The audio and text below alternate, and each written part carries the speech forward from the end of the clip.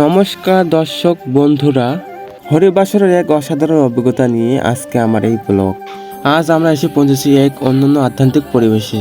Gate থেকে যখন ভেতরে ঢুকি তখন ভিডিও করি নাই, কারণ আমার মনে হয়েছিল যে সেরকম কিছু থাকবে না, কিন্তু ভিতরে আসার পর আমার চোখ কপালে উঠে গেল, তাই আমাকে সব শেষে ভিডিও করতে হলো। তো শেষ পর্যন্ত ভিডিওটি দেখবেন, অনুরোধ রইল। কিছুক্ষণ হাঁটার পর সেই অবশেষে পৌঁছালাম মধুর বৃন্দাবনে। বিশ্বাস করুন, এবারের আয়োজন গত কয়েক বছরের তুলনায় একদম আলাদা।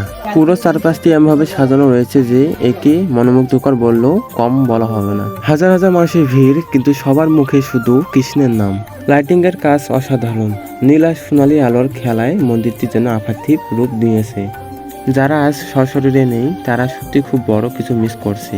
এই সুন্দর, এই ভক্তি আর এই পরিবেশ সত্যি ভাষায় প্রকাশ করার মতো নয়। ঠিক আমাদের পাশেই সেই বৃন্দাবন ধাম, আর সেই বৃন্দাবন ধামে বাসুদেব সহ গুরুদেব রয়েছে, আর ছবি তোলার জন্য নানা কারুকাজ রয়েছে।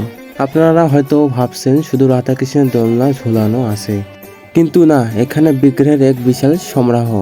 প্রায় 10 থেকে 12টি বিভিন্ন দেবদেবীর মূর্তি এখানে অন্তত নিপুণভাবে সাজানো হয়েছে। এখানে মা কালী অন্যত তেজশায়ী একটি রূপ রয়েছে। তার ঠিক পাশেই গৌরাঙ্গ ও নিতাই চাঁদ, নিতাই গৌর এর অপূর্ব যুগল মূর্তি। প্রতিটি মূর্তি সাজসজ্জা এবং অলংকার দেখলে আপনার চোখ ধাঁধিয়ে যাবে। প্রতিটি মূর্তির পিছনে রয়েছে আলাদা আলাদা পৌরাণিক মহিমা। পুরো 3 ঘন্টা আমরা এই আধ্যাত্মিক জগতে আনন্দ উপভোগ করলাম, কিন্তু ক্যামেরার লেন্সে কি আর সবটা ধরা সম্ভব?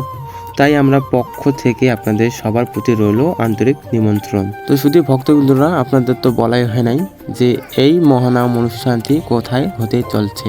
এই মধুর বৃন্দাবনের নাম কীর্তন শুরু হয়েছে 3 তারিখ ভোর 4টায়। তো 3 তারিখ চলবে, 4 তারিখ চলবে, আর 5 তারিখে হবে তো পদাবলী কীর্তন। আপনারা সপরিবারে চলে আসুন বাসুদেবপুর পানুয়াপাড়া কাঁঠালতলি পূজা মন্দির, শ্রীবন্দর, দিনাজপুর। এই পূর্ণ ভূমিতে পা রাখলে আপনার মন ও প্রাণ দুইয়েই জড়িয়ে যাবে। আজকের মতো এখানে বিদায় নিচ্ছি, তবে দেখা হবে খুব শীঘ্রই এই মন্দিরের কোনো এক কোণায়। তো সবাই শেষ পর্যন্ত ভালো থাকবেন। জয় রাধে।